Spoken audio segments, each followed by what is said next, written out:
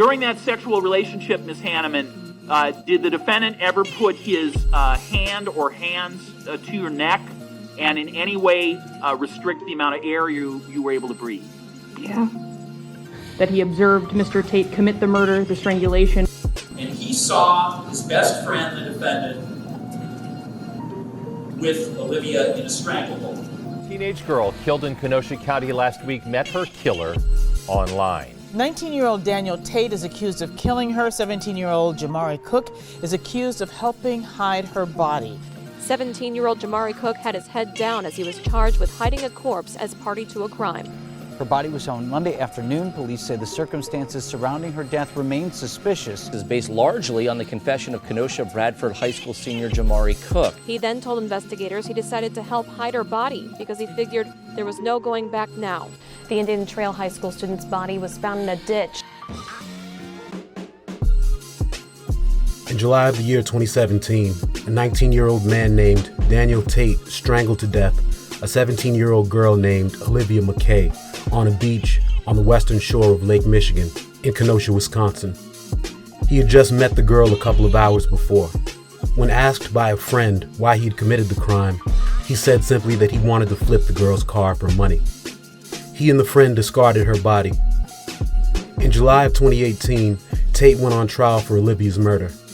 Along with publicly available reporting as of this date, the following narrative is based on the prosecution's version of the events that led up to and that followed the cold-blooded killing of Olivia Mackay. In the summer of 2017, Olivia Mackay had just completed her junior year at Indian Trail High School. She was working 2 jobs, at McDonald's and at Taco Bell, saving money for a second trip to China. She'd visited there the year before. She was fascinated by Chinese culture and was teaching herself the language. She loved anime and Korean pop music. She was an artist and was described by those that knew her as a shy and quiet person. She had a strong devotion to the people she loved. Her parents were not together. She resided jointly with them, spending half of her nights with her mother in Bristol, Wisconsin, and the other half with her father in Kenosha. On Sunday, July 23, 2017, she connected with a man named Daniel Tate via the dating app Meet Me. At 4:14 that morning, Daniel DM'd Olivia asking her why the two of them weren't friends. At about 2 p.m., she jokingly responded that she didn't know, and it was probably because she'd never seen him before. So Daniel tells her straight away that she should come see him. Olivia responded that she was at work and that maybe they could make it happen a little later. Then Daniel told her that she should come spend the night. Olivia said she didn't think her mom would go for it. Daniel suggested she feed her mom an alibi. Later that evening, Daniel followed up with Olivia, who informed him that she was coming over. She had to shower and stuff first, she told him. They continued messaging one another, making arrangements. Daniel wanted to know how she was getting there. She told him that she would be driving over and that she had a car. Daniel explained that he was at his grandmother's house. Olivia said that she didn't mind that. They targeted a meetup time of about 10 p.m. At 8:51 that evening, Daniel asked her bluntly if she was planning on having sex that night. Olivia was non-committal. Daniel told her that he just wanted her to know that he gets, quote, freaky. He asked her if she was cool with going down to the lake to hang out for a while. She was fine with that. Daniel gave her the location. During the same period in which Daniel was carrying on this text conversation with Olivia and setting up their ultimately fatal encounter, he was having other electronic conversations, including one with one of his girlfriends, a woman named Susie Bogdala. Susie was telling Daniel that they both needed to get their shit together and that she could no longer be with him. She told him that she had a child to raise and that she couldn't keep living her life in the streets and bouncing from one place to another.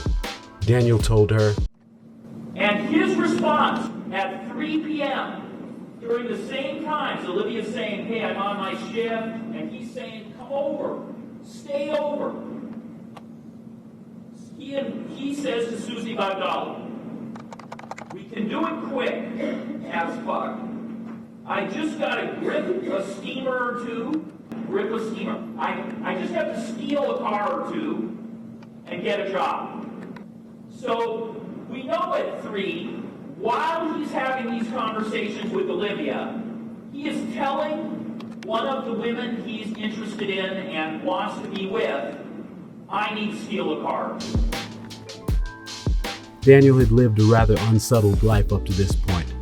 He didn't really have a home. From night to night, he'd migrate from one friend's house to another. He'd wake up one morning on the couch of one of his kin, then the next evening he'd sleep somewhere else, sometimes in cars or on porches. He'd more often than not have stayed at my mom's house. If he didn't have somewhere to go, he'd come to my house. And while you were dating the defendant, where was he living? With me. And where were you living? At the Night Inn in Racine. And how long did he live with you there? Maybe 6 months at most. You, Daniel Tate, the defendant, have burned every bridge of your family, and so no one in your family will let you sleep over, and has burned every friend bridge, and so no friend will let you sleep over. Where did the defendant reside during the period that you were dating him? He stayed with me for days, or like every other day or something. Daniel had been in trouble with the law before. In 2016, he incurred domestic abuse charges of battery and disorderly conduct after throwing his mother to the ground and punching his grandfather in the face. His sentencing was deferred for a year and was still pending on the day he connected with Olivia. Daniel's best friend, Jamari Cook's mother, once said that Daniel had been written off all his life and that her family embraced him because he needed that, and nobody else ever did. Jamari was 17 years old at the time. His young life had also been quite difficult. His imprisoned father was a stranger to him, according to his mother. His mother also spent time in prison. His childhood was scarred by abuse and neglect, and consequently, he was placed in foster care. During part of his time in high school, he lived in a group home. Jamari and Daniel were very close. They'd known one another since middle school and were best friends since the day they met, according to Jamari's testimony. I didn't trust a lot of people, and I trusted Danny. We'd day together. If I wasn't there, he'd show up. He'd more often than not have stayed at my mom's house. When I wouldn't have somewhere to go, I could go wherever he was. And if he didn't have somewhere to go, he'd come to my house. If you, Daniel Tate, the defendant, are going to have to sleep in a car or outside, Jamari Cook is the guy who, even if he has a warm bed available, out of loyalty and friendship, is a guy who would go to where Daniel Tate was and also endure the cold. So on that Sunday evening, the same day that Daniel and Olivia connected and made plans to hook up, Jamari was at his girlfriend's house. He got into an argument with her stepfather and bounced. He didn't want to go back there, so now he needed a place to stay. He contacted Daniel. Daniel happened to be at his grandmother's house and invited Jamari over. When Jamari arrived, Daniel was sitting out on the porch drinking a beer. He tossed Jamari a brew and they sat outside talking. Daniel told Jamari that he was about to go hang out with the girl he met online. Jamari asked if he could come along. Daniel texted Olivia and asked if she minded. She didn't. About 15 minutes later, Olivia pulled up in her silver Pontiac Grand Prix. Daniel slid in the passenger seat, Jamari hopped in back, and Olivia drove off.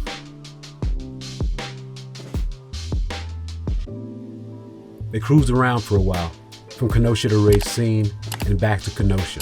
Initially, the mood was a bit awkward apparently. The three weren't talking much, but Jamari thought he knew Olivia from somewhere. He asked her what school she went to. Indian Trail, she responded. Then Jamari realized that Olivia had been his classmate when he attended there. At some point, Daniel and Jamari asked Olivia to put on some music. She did so, and they continued to cruise. On the way back to Kenosha from Racine, Daniel asked Olivia to drive to Panoia Park, which is a beach and park on the western shore of Lake Michigan. He said he was going to meet someone there who owed him money. Olivia agreed. The three arrived at the park and Olivia parked the car. They all got out and walked on the beach. Daniel and Olivia seemed to be getting romantic, so Jamari decided to give them some space and strayed away from them. He entertained himself by playing some music from his phone. A few minutes passed. When Jamari turned his attention to Daniel and Olivia again, he was surprised to see that Daniel, standing behind Olivia, had her in a chokehold. Danny's standing behind Olivia. He has her in a headlock. I know that his right arm was under her chin. I don't know what his left arm was doing.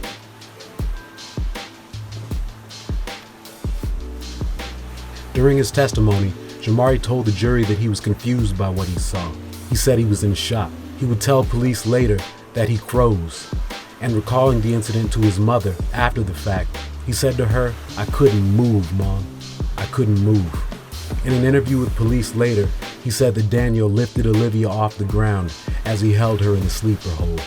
Jamari told the jury that he didn't want to see what was happening, so he turned away. His attention was called back to the struggle when he heard a splash. Daniel had slammed Olivia into a pool of water in the sand, separate from the actual lake. Olivia was in the water and Danny was on her back. And then what happened? Danny was holding her head in the water. His hands and his knee. And where did he use his knees to accomplish this? In her back. Jamari saw Olivia's body twitch before Daniel picked up from the sand a discarded piece of cloth of some kind and used it to continue strangling the helpless teenager. And Danny got up, grabbed something off the ground and wrapped it around her neck. And was Olivia face up or down at this time? Face down. When the defendant put that item around the front of the neck of Olivia, what did he do next? Hold on it. And what, if anything, did that do to the body of Olivia? She bent backwards.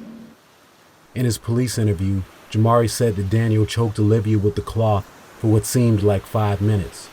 He estimated that it took about 15 minutes for Olivia Mackay to die.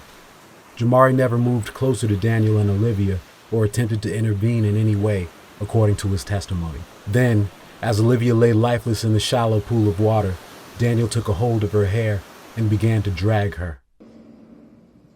He grabbed her by her hair and pulled her out of the water. By her hair? Yes, sir. According to Jamari's testimony, Daniel dragged Olivia from the beach up to the grass. All of the scrape injuries on her are on the front side of her body. She was dragged by her foot, by the defendant. She was dragged on the front of her body. Daniel then went to Olivia's car, started it up, and drove it onto the grass. He opened the trunk and attempted to lift the dead girl. At around this time, Jamari asked Daniel what was going on and what he was doing. Jamari said during his testimony that he couldn't recall how Daniel responded. Daniel told Jamari to help him with the body. Jamari consented. They pushed Olivia's belongings deeper into the trunk to make room for her corpse and laid her down inside on her side. They closed the trunk and Jamari got into the driver's seat. Daniel got into the passenger seat. Jamari drove off and Daniel began giving directions. As Jamari drove, Daniel removed from a backpack that he'd brought with him a pair of surgical gloves and trash bags. He put on the gloves and began rifling through the glove compartment, tossing its contents into the back seat and dropping items at his feet. Daniel was in possession of Olivia's phone. He attempted unsuccessfully to access it. Somewhere along Green Bay Road, Tate tossed the phone out the window. Jamari asked Daniel again during the drive why he had killed Olivia. For the car, Daniel said. He simply wanted her car so that he could sell it. Had you had discussions with the defendant about why he had ended the life of Olivia Mackay? I did. And why did the defendant tell you that he ended her life? For the car. The prosecution presented theories to the jury as to other reasons Daniel may have decided to commit murder that night. He has already told her his address, or at least the street corner, that it's his grandmother's house. He's told her a lot of details. And so if he is going to take her car, if her car is worth his crime, if he's not going to be detected, ladies and gentlemen, she will have to die. About 2 weeks before, Daniel and Jamari discussed stealing cars for money. In the past, they had also gone car hopping together, which is breaking into cars to see what valuables they could find. As the two accomplices continued riding around in the stolen vehicle with a dead girl in the trunk, Daniel searched for a place where he could pick up a Wi-Fi connection since his phone service was disconnected. They found a place and Danny got out of the car to call another one of his girlfriends, a woman named Tamaray Schluterman. who was at Racine, Wisconsin's Wheaton Franciscan Hospital on bed rest due to give birth in a matter of days. Tamaray had company with her and was only allowed a certain number of visitors, so Daniel and Jamari couldn't go there. So Daniel got back into the passenger seat of the newly stolen vehicle, and he and his friend drove to the woods nearby in the village of Mount Pleasant. They turned down a dark road and parked on the shoulder. They got out of the car and opened the trunk. They wrapped Olivia's body in trash bags and carried her into the trees and brush. They laid her down, then they returned to the car and pulled away. They made another stop to dump some of Olivia's belongings at the roadside. Then they proceeded to Daniel's grandmother's place. Daniel went inside and Jamari drove the car away. He parked it down the street from his girlfriend's house, where he spent the night. Now it was around midnight. In the wee hours of the next morning, Jamari sent Daniel a text message complaining that his back was hurting from the strain of the heavy lifting they had done just hours before. They proceeded to exchange messages about how they had both been fed upon by the swarming mosquitoes in the woods where they concealed their crime.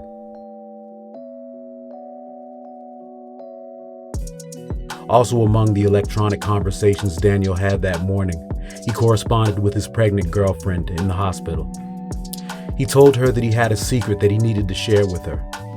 But the defendant says to Tamaray, within hours of the death of Olivia Mackay, within hours of this murder, he says to her, I have a big secret to tell. But before I can tell you, I need you to swear secrecy on our unborn child. I need to know that you're going to still give me access to our child if I tell you this big secret. Of course, she's really worried, right? It's a huge deal, obviously. She keeps bugging him. As Tamaray repeatedly asked what it was that Daniel had to get off his chest, he gave her a brief, cryptic, and ominous response. He tells her, this is the life I chose.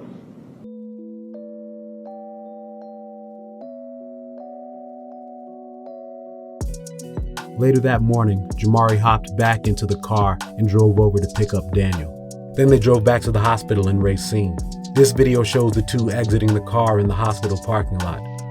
In this video, Daniel takes photos of the car to show to potential buyers. This photo shows the two of them entering the hospital after having taken the pictures. Point out who you see. Daniel Tate, Jamari Cook. Daniel sent out the word on social media that he had a car for sale. Jocelyn Marie, trying to get a hold of her boyfriend, ultimately does. Juan Rodriguez, 2:53 a.m. on the 24th. This is only 2 hours after Olivia's body has been left. The defendant is on Facebook Messenger telling Juan Rodriguez, I'm trying to sell a scheme. Larry Filson, that next afternoon, I got a whip for sale. This is the defendant. Rodney Pettis, 2:33 that afternoon. Again, mentioning that there is a vehicle he has for sale, referring to the slang for a stolen vehicle. And of course, Raven Deckard. Deckard was Daniel's ex-girlfriend. She lived in Racine at a motel called the Knight's Inn with her mother. Daniel and Jamari drove over to see Raven Deckard that afternoon after leaving the hospital and making a stop at McDonald's. Daniel had been in contact with her via Facebook Messenger before they made the trip, inquiring about her interest in buying the car. And then next, your question is it hot? Yes. And what does that mean? That means, like, was it stolen? And why are you asking him that question? Because of how low the price was on the car. When they pulled into the parking lot, I realized they both had latex gloves on. And even though they were in the car, you could see latex gloves? Yes. Did that strike you as odd? Yes. And why did that strike you as odd? Because nobody should be driving a car with latex gloves on unless they obviously stole it. Raven decided not to buy the car. While at the motel, Jamari removed more of Olivia's belongings from the car and tossed them in a dumpster. Then he and Daniel got back into the car and headed back to Kenosha. Around this time, Daniel and Jamari apparently decided to abandon the plan. They left the car on a dead-end street not far from Kennedy Park, near the lake. On the day before, Monday, July 24th, just hours after Olivia's body had been discarded, a couple was riding an all-terrain vehicle through the woods of Mount Pleasant and came upon the deceased teenager. Police were unable to identify the girl initially. On that same afternoon, when she failed to show up for work, her family reported her missing. They began looking for her, going to her job, questioning her friends, and knowing that Olivia enjoyed spending time at the lakefront, they went there in search of the girl. The next day, Tuesday the 25th, they located Olivia's car on a dead-end street near the lake and called police.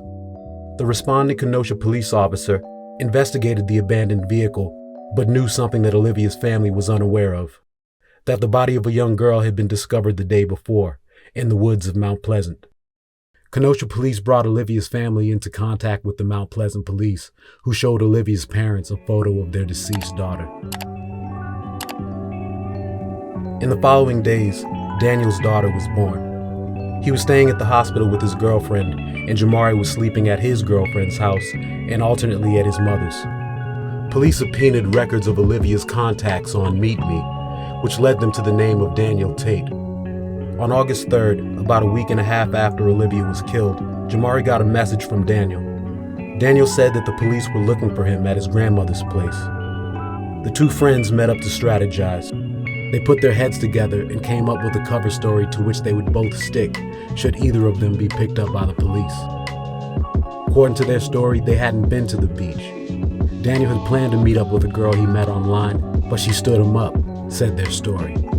They considered trying to find a place out of town for Daniel to hide out. Susie Bagdala picked Daniel and Jamari up, and they drove to Waukegan, Illinois, just across the state line, about 10 miles south of Kenosha. But the escape plan didn't come together. Daniel decided to turn himself in. They drove back to Kenosha, into Jamari's mother's house, so that Daniel could speak with her before surrendering himself. But police showed up there and took him into custody. Daniel was initially arrested on a bail jumping charge, derived from his failure to show up earlier that summer at his sentencing hearing for the domestic assault case mentioned previously. Jamari wasn't arrested, but police asked him to come downtown to have a talk. Initially, Jamari stuck to the cover story, but police quickly convinced him that Daniel had taken them to the lake and was telling them everything that happened. Jamari gradually began to reveal the truth about what happened on the night of July 23rd. Jamari, he didn't think he was telling on the defendant because he assumed the defendant was telling the truth at that time. And Jamari will tell you that in loyal friendship, when he first went down to law enforcement, he stuck to that story for a few days. You'll hear Jamari Cook say, eventually law enforcement said to me that the defendant had already had already talked to them about the beach, and that law enforcement told Jamari that the defendant was telling them everything that happened. And Jamari will tell you that in his interaction with the defendant, the day that he was arrested, had been talking about how he planned to turn himself in. Jamari assumed that the defendant was actually telling what really happened, which was that this defendant, Daniel Tate, ended Olivia Mackay's life on the beach that night. When Daniel Tate was questioned by police, his cover story evolved slowly. He went from saying that he hadn't met Olivia in person to saying that he had met her and gone to the beach with her and had witnessed someone else strangle her to death. He first blamed a young dude he'd been feuding with since he was a child, Andrew Crom. He then blamed the killing on some other fictitious individual. Meanwhile, police got a warrant to search Daniel's grandma's crib. In the living room where Daniel typically slept, surrounded by mountains of clutter, police found a pair of surgical gloves lying atop a pile of rubbish, turned inside out as if they'd been worn. They also found trash bags in the kitchen that matched the bags in which Olivia had been wrapped. These two officers describe investigating the residence and uncovering the evidence there. Also, Daniel and Jamari were apparently not very cautious in concealing their fingerprints, as they only sometimes wore gloves while they handled Olivia's car and her body. Each kid left behind at least one print that was detected by police. After Daniel was detained on the bail jumping matter, he was ultimately charged with first-degree intentional homicide, hiding Olivia's corpse, and driving a vehicle without owner's consent, i.e. auto theft. Jamari Cook was also charged with taking Olivia's car and with one count of hiding a corpse as a party to a crime. In June of 2018, about 11 months after Olivia Mackay's life was taken, Daniel Tate went on trial for her murder. Numerous witnesses testified. Daniel Tate's best friend, Jamari Cook's testimony, previously referenced, was central to the prosecution's case. The defense argued that Jamari Cook was just as likely Olivia Mackay's killer. During cross-examination, it scrutinized his story and testimony and attempted to poke as many holes in them as it could, stretching to point out every possible inconsistency and stressing the fact that Mr. Cook had lied to authorities on many occasions. But it was your belief that Danny was down at the beach talking to them. He was telling them the whole story, right? That's correct. But even then, believing that he was telling them the whole story, you continue to provide false information. That is correct. Before the trial began, the prosecution petitioned the court to introduce evidence that Daniel Tate had a fetish for strangling women during sex.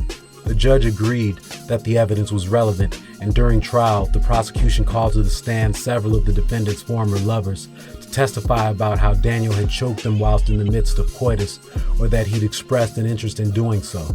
Samantha Whitaker dated Daniel back in 2015 when she was 15 years old, and testified that Tate several times choked her during sex by placing a hand on her neck and squeezing, sometimes to the point that she could hardly breathe. And Ms. Whitaker, at some point, did you and the defendant have a sexual relationship in the summer of 2015? Yes, sir. And during that period of time, what, if anything, can you say about whether whether you were ever strangled or choked during sexual activity with the defendant? I was. You were? Yes. And so what physically do you remember happening to you during sexual activity with the defendant that caused you to feel you were being choked or strangled? One hand on my neck and squeezing. And did you have trouble breathing sometimes when that occurred? Not often, but sometimes. Amanda Hanneman's testimony echoed Samantha's. And during that sexual relationship, Ms. Hanneman, did the defendant ever put his hand or hands to your neck and in any way restrict the amount of air you were able to breathe? Yeah. Sarah Rantanen testified that she and Tate were in a relationship back in January of 2017, but she said that Daniel didn't choke her. He did, however, talk about how he'd like to choke, bite, and scratch a woman while he was having sex, she said. She also said that when Tate was angry with her, he sometimes threatened to, quote, choke the shit out of her. The man who Daniel Tate had at one point accused of being Olivia's killer testified and presented his alibi to the court. His grandfather also testified and corroborated his grandson's alibi. On July 29th of the year 2018, after deliberating for 90 minutes, a jury convicted Daniel Tate of first-degree murder and other crimes. Almost a month later, he was sentenced to life in prison without the possibility of parole. After pleading guilty to unauthorized use of Olivia Mackay's car and to hiding the deceased teen's corpse, Jamari Cook was sentenced in September of 2018 to 9 years of incarceration, to be followed by 8 years of probation. Thanks once again for tuning in. Thanks for liking, commenting, subscribing. Thanks for helping me to keep this channel growing. What you see on screen right now is a woman named Taylor Business. Not so long ago, she strangled to death her lover while they were having sex. It's a pretty disturbing and pretty incredible story, which is the subject of my next video, which I'm working on now and should be out shortly. So be on the lookout for that.